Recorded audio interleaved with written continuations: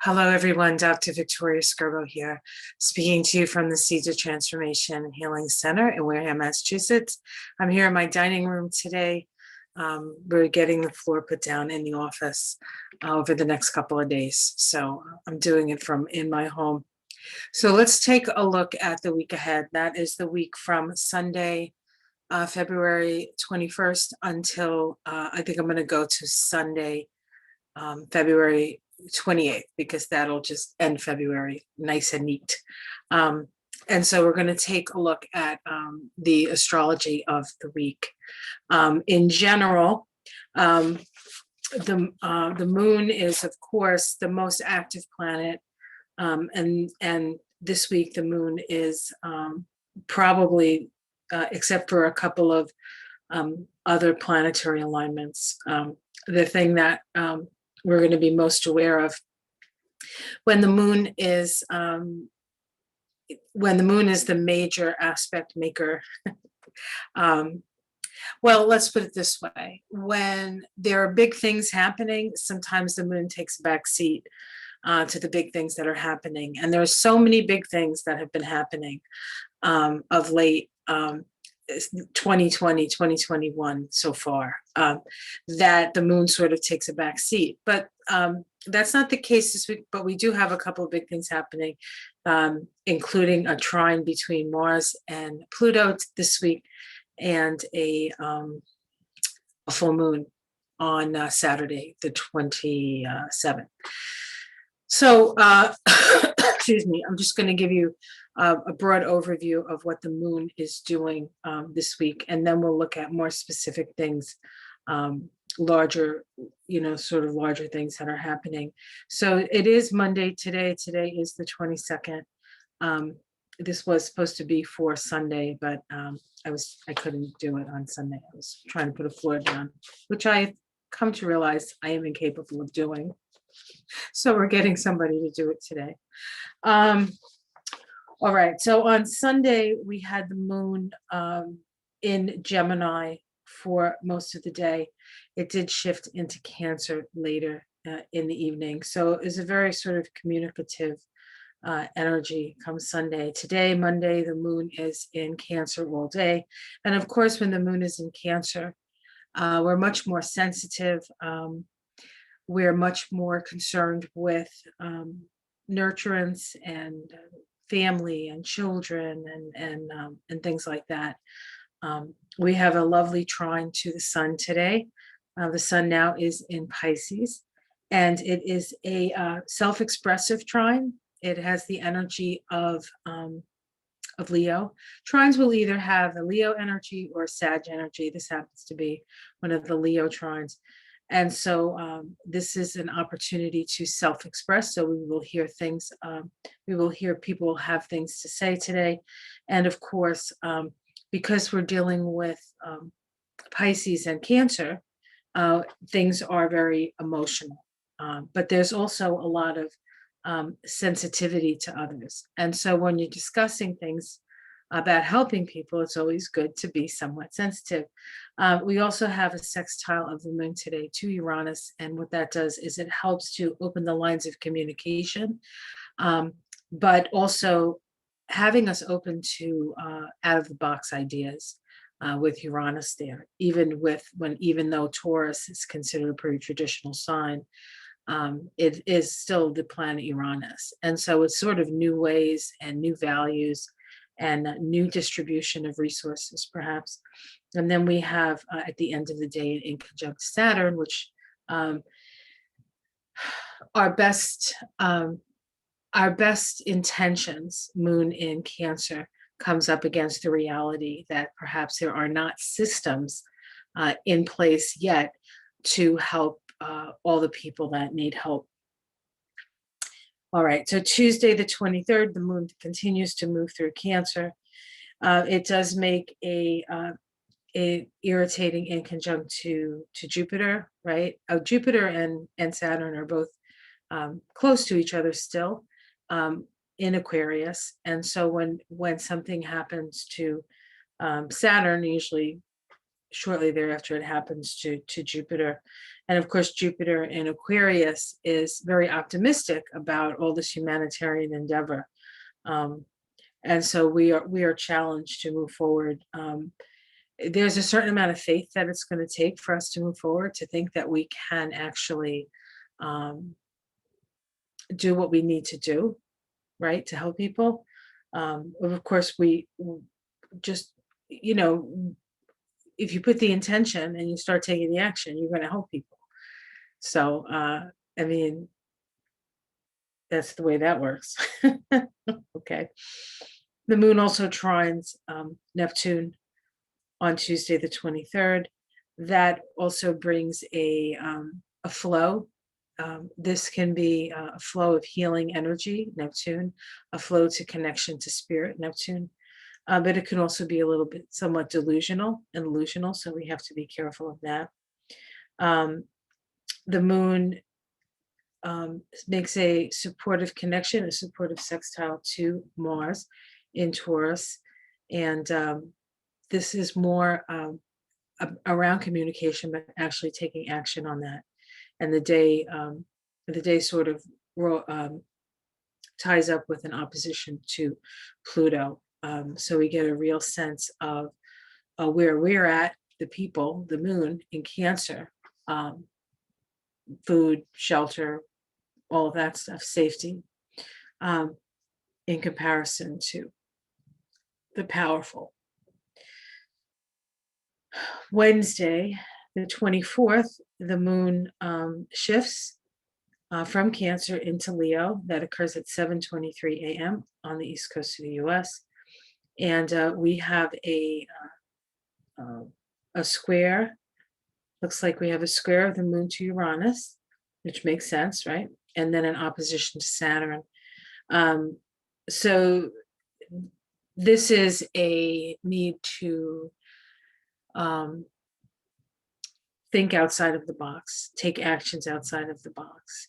And again, we come up against the structures and perhaps the fact that structures are not quite in place to do all the things that we need to do with that. We also have a trine on Wednesday between Mars and Pluto. Of course, Mars is in Taurus still. It's been there since the 6th of January, and it's making a trine to Pluto. This is a creative, self-expressive trine, and it has the energy of Leo. It is the pinnacle of ego, so we might see that, especially ego by those who generally used to making all the rules, right? The plutocrats, as it were. But we're going to take a look at this trine, and we're going to take a look at the conjunction that this trine is a part of. So let me do that right now. Okay, everyone. So here is the Mars trine Pluto aspect that's occurring on Wednesday, right? Wednesday, yep. Okay, so here's Pluto here. This is for Washington, D.C. We have Pluto here in the 4th house. And then we have the trine to Mars at 2555 in the 8th house. Now, the 8th house is our here, at least for the U.S., right? This is our shared resources. So those in power, the money powerful, with a flow of energy towards that 8th house, towards the house of shared resources. This is the house of taxes. This is the house of death and transformation. So we can see that trine. Now, what's interesting about this trine is this actually started, this synodic cycle actually began back on March 23rd of 2020. And we can see here that Pluto and Mars were conjunct at 25 degrees of Capricorn, 25 degrees of Capricorn. And so we are at if we were to just sit here, right, we would look to 20, um, what is it, 25 degrees or 26 degrees now. Mars is at 26 degrees um, of Taurus. So we're looking here. So in this case, um, um, the trine is this trine right here. Now, what's interesting is there was a Mercury retrograde between the conjunction and this aspect, right? And in that retrograde period, and because of the retrograde period, there were actually 3 first quarter squares to Pluto and Mars. And so one occurred in the summer, one occurred in the fall, and then one occurred in I think it was January was the last one, and now we come to the trine. So those 3 sort of crisis and action squares was pushing the energy, and the Mars and Pluto have a special relationship. Pluto is our unconscious desires, and Pluto in the sky is actually our sort of our collective soul. So when Mars comes and makes the conjunction, Pluto seeds Mars, the planet of conscious desire, with an unconscious desire, and then Mars goes out and about to get that desire met. And this is a very willful point of that cycle. And so whatever was planted at the time, March 23rd, 2020, you are at a point where there is flow now. There is flow coming into this, where previously there was a lot of, it took a lot of energy to get things moving forward with those 3 squares. It's like, push and then step back and then push and then step back and then push. And now things are flowing very, very easily. So we're going to see and we're going to feel on Wednesday this energy, this push of energy. And that works for people who are well-intentioned and also people who are not well-intentioned. So it's always, even with these considered positive flowing aspects between Mars and Pluto, we still have to be careful because this is a lot of force and a lot of energy. And it's the energy of transformation. It's the energy of death and rebirth. And so as we move forward at this time, we have to be aware of our environment, because the energy does not have a moral compass. We do. And how we choose to use it will depend on what gets created, because this is part of a creation, right? This is a creation. This is the Leo trine, self-expression, creation. All right.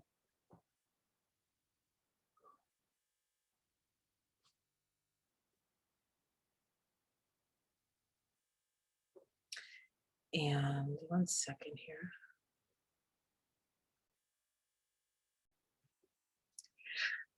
So on the 25th of February, which is Thursday,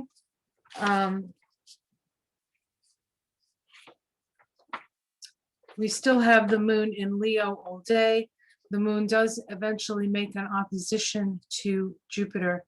Here we have Jupiter at 15 degrees. We have the moon here at 14. So shortly, soon, this will be opposing Jupiter. But what this is this is the ingress of Venus into Pisces. We can see Venus has moved into Pisces. Now the sun previously moved 7 days previous, I guess, moved into Pisces. Venus moves into Pisces. Eventually Mercury will move into Pisces, and also Jupiter is going to move into Pisces. It's going to go all the way through Aquarius and then slip into Pisces for a little bit and then go back into Aquarius. So even Jupiter makes its way into Pisces later this year, in the spring, I believe, late spring. What's interesting about Venus being in Pisces is Venus is in its exaltation in Pisces. And so it's quite powerful in the sign of Pisces. It brings up all Piscean themes, compassion, imagination. You know, there's a magic to Venus in Pisces. My husband has a Venus in Pisces in his chart. And they have a real compassion, a real deep compassion for people, for humanity. So this sort of all continues to move in the direction of um, the energy of helping one another and having compassion and such. So this is a good time for that energy.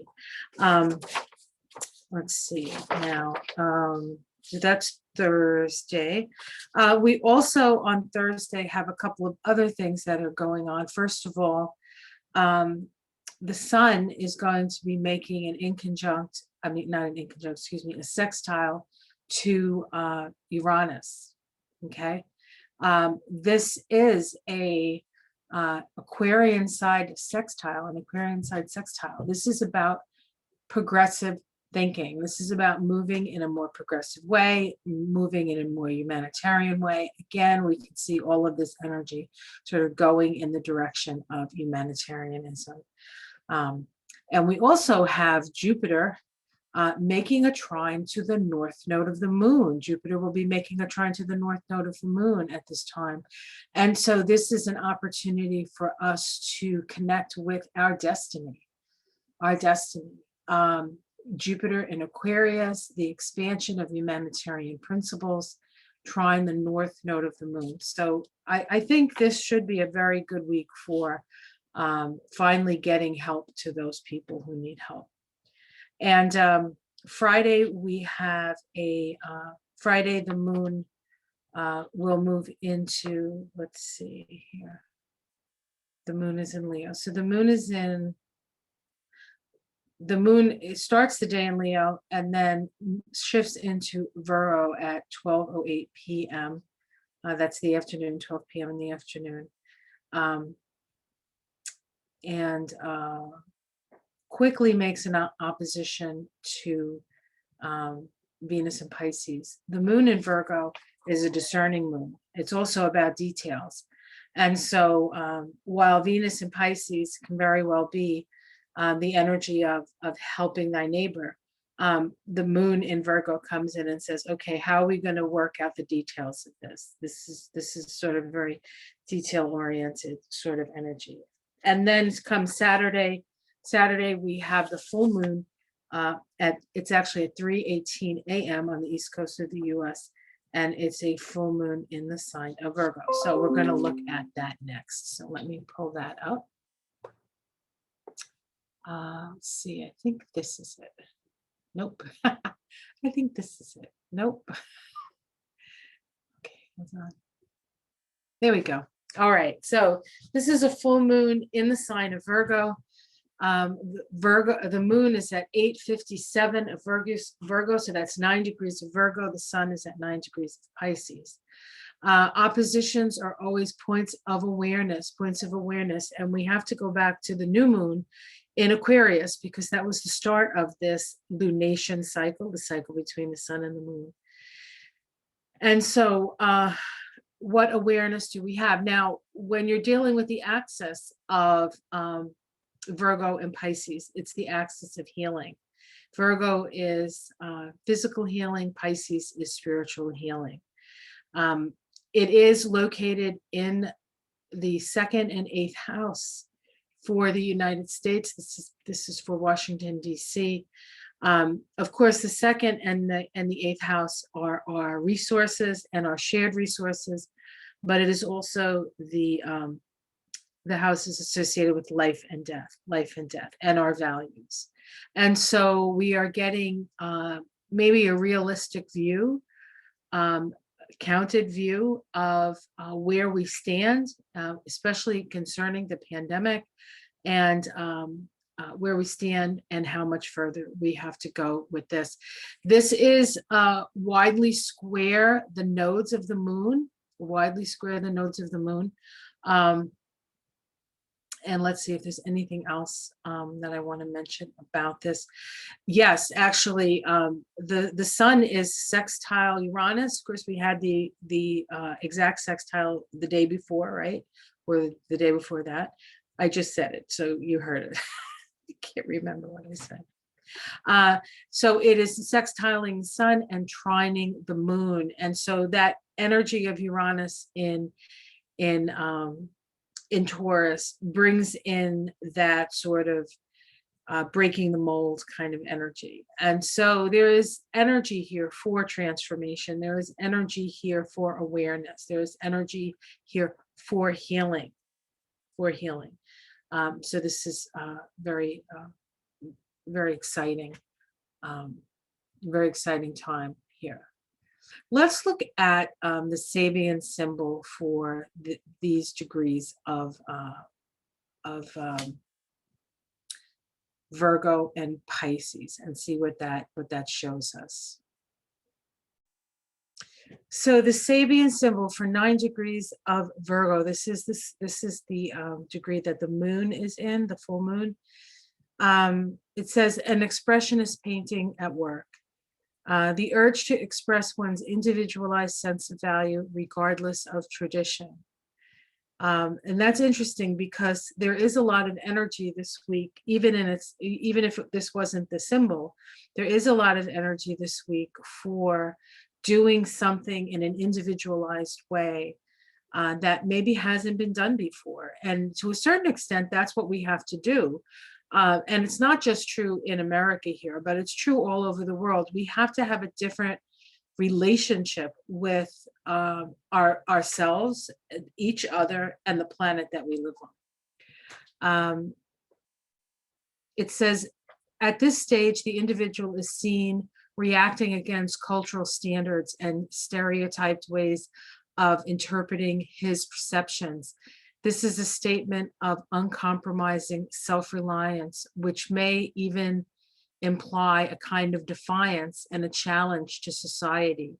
The mind is seeking to discover the character of basic and true foundations of individual selfhood, the iom, tone, or om, or logos of individual being. In the process, however, what is expressed is usually the reflections of a deep catharsis with emotionally charged and often tragic overtones. It says, this symbol brings to us the hints of a technique of transformation of the personality. What predominates is a sense of inner conflict and an over self-conscious attempt at being oneself. But there is a great difference between being an original and being an origin of development pregnant with future, right? And deliberately sought for originality. This is kind of hard to read. I know you're having an easier time than I am. Now let's look at the symbol for originality is the key word here. Now we'll look at the symbol for Pisces, 9 degrees of Pisces. Okay. Says a jockey spurs his horse, intent on outdistancing his rivals. Intense mobilization of energy and skill in the drive for success in any social performance affected by the competitive spirit. Since the end of the archaic ages and the stressing of individualism, especially in our American society, which worships the material images of success, the desire to win at any kind of race engenders often feverish release of energy controlled by technical skill and long practice. Wherever the symbol is found, it indicates the need to spur one's total being towards speedy attainment of whatever goal it may be. And the key word here is self-quickening. Self-quickening. It says its technique, significance, let's see, every superfluous weight, every unnecessary consideration to be dismissed in the one-pointed attempt to reach one's social goal. Self-quickening may be the key word here. All right, so those are the two saving symbols that go with that. Now let's get back to the next day, which is Sunday. Let's see what's going on Sunday. Okay, so Sunday, the 28th, we have the moon shifting from Virgo into Libra. That occurs at 2:17 p.m. on the east coast of the US. Before that happens, when the moon is still in Virgo, we actually have two sesquiquadrates, one to Uranus and one to Saturn. Sesquiquadrates are challenging aspects. The energy goes from yang, which is very outward, and the energy having to sort of turn in on itself, yin. Okay, so there's this outward expression, and then there's this counterbalance of an inward sort of expression.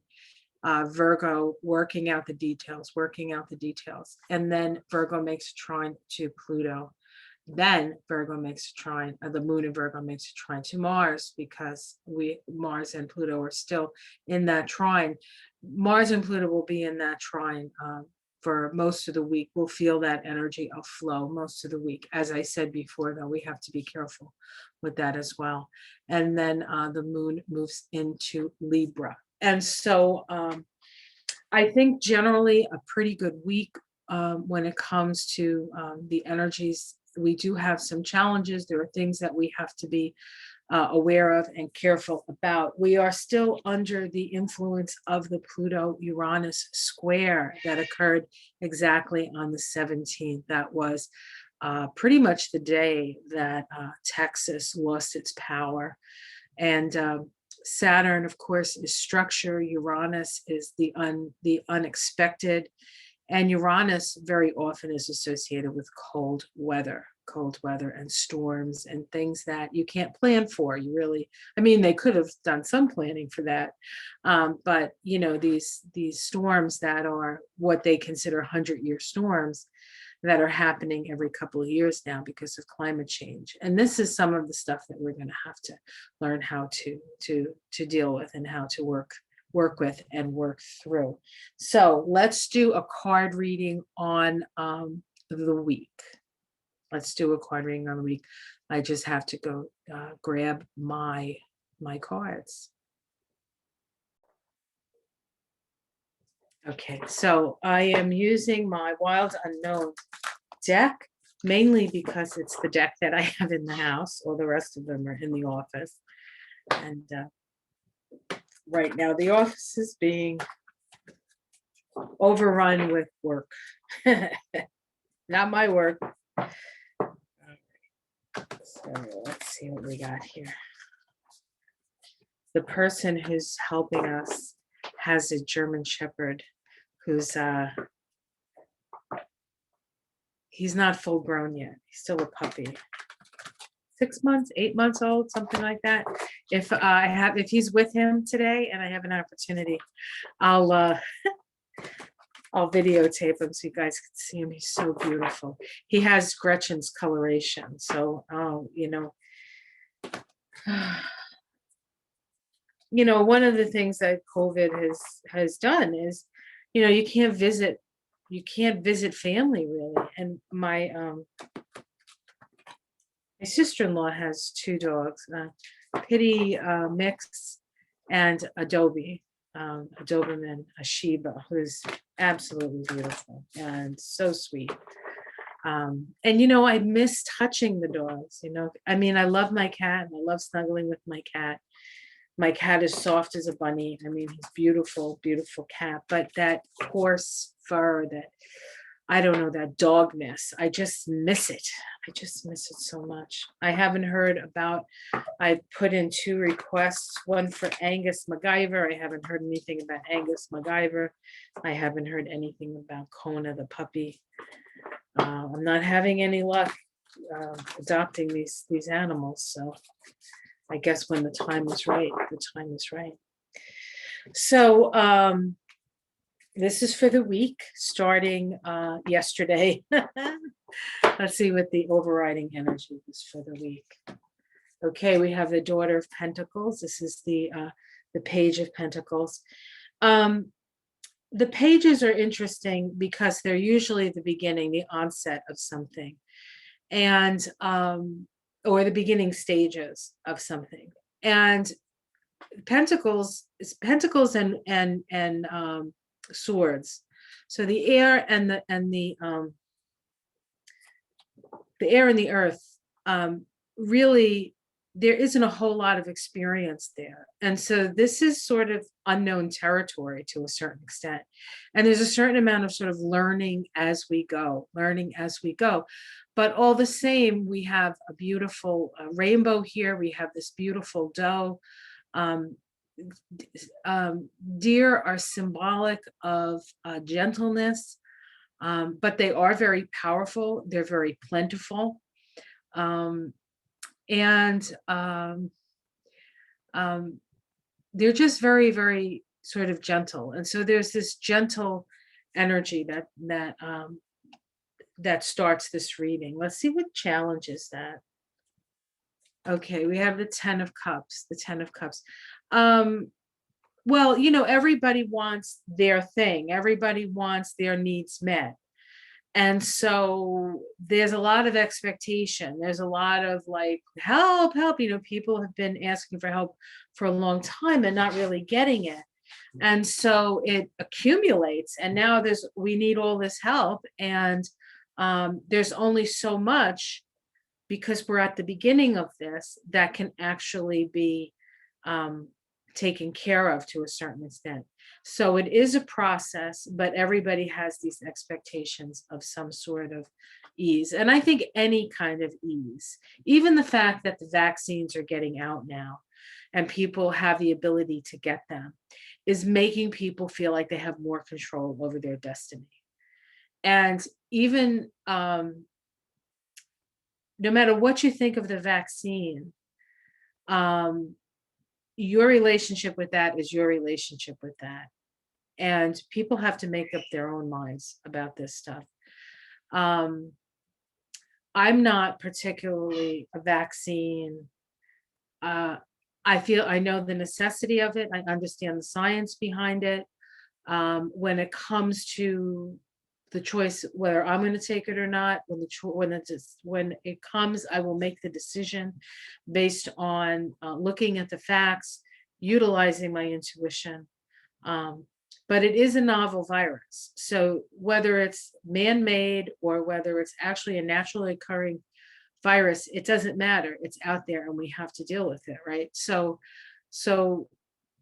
whatever it is, right? Whatever it is, but at least we're moving in the right direction. At least we're moving in the direction of seeing what people's needs are and not denying the reality of the situation. And at the root, we have the Two of Wands. I love this Two of Wands. This is commerce. In this deck especially, we have the rainbow again. We see the rainbow. This is heads coming together. And so I feel like there is going to be things that people can agree on, even though they stand in different places. So I think this is a good omen that some things are gonna happen. In the past, we have the Four of Cups. I always see this as the rat is poisoning the cups. Like, who wants to drink from that cup, right? Who wants to drink from that end of the cup or any end of the cup? So there are hidden things. There are not well-intentioned people in the past. Luckily, that is in the past. Let's see what's in the sky. Oh, Jesus. The Ace of Swords, action, truth, justice. So a truth is going to come out. A truth will be revealed this week. And the immediate future, we have the Mother of Pentacles. And so we started with the doe. We started with the doe and we come to the mother. So I feel like this is really quite positive for having, for the help to come the COVID package. I think we're gonna have a lot of forward motion. I don't know how long it generally takes. Um, I'd like to say, oh, by the end of the week we'll know, but I doubt that's true. But it could be. If that's even possible, then it will happen. I just don't know how possible that is. Um, how it's seen from the outside. This is the Five of Pentacles. This is we're in a bad situation. We're in a bad situation financially. We're in a bad situation medically. We're in a bad the infrastructure is in a bad situation. So we are being inundated with all of the fault lines. All the fault lines are being shown. And of course, we have to do something about it. We have to be proactive, or we have to be active first. I think the days of proactivity might be behind us, but certainly we have to be active participants in the rebuilding of the world, so to speak. Domestic situation. Oh, we have the Father of Swords. This might be some legal stuff. This could. I'm wondering if this might be Merrick Garland. The Merrick Garland thing for those of us in America.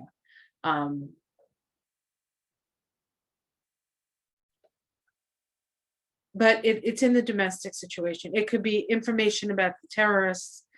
It could be information about Merrick Garland with the Ace of Swords up top at the top of the reading.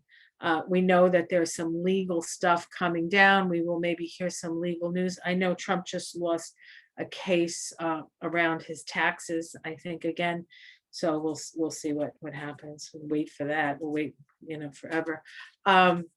This is hopes and fears. We got the Judgment card. There are some people who the Judgment card is a card of awakening. And so for those who are waiting for people to awaken to certain things that they're not seeing, this is good news, right? For those who don't want to be awake, this is bad news, but this is also a judgment coming down. So I feel like there's some legal stuff coming down, and the outcome is the Six of Pentacles, which is fair distribution of resources, but it was upside down. So while it's going to happen, it may be delayed. Yeah. Okay. So we're going to get help. We're not going to feel like it's enough.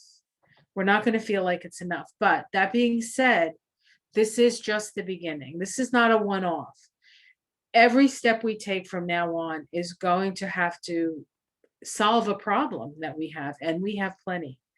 But we also have plenty of ingenuity. We have people who have been stuck in the house for freaking a year, and they want to get out there and they want to start doing stuff. And people want to have a better world. We're tired of sitting back on our hands and feeling like we have no power. It's just not good. It's just not good. And then underneath it all, we have the Three of Wands. And in this deck, I always sort of see the Three of Wands as a window into the possibilities, right? We have the rainbow again within the window of possibilities. So it's just a matter of coming together to create that, to create a fertile place for those things to happen.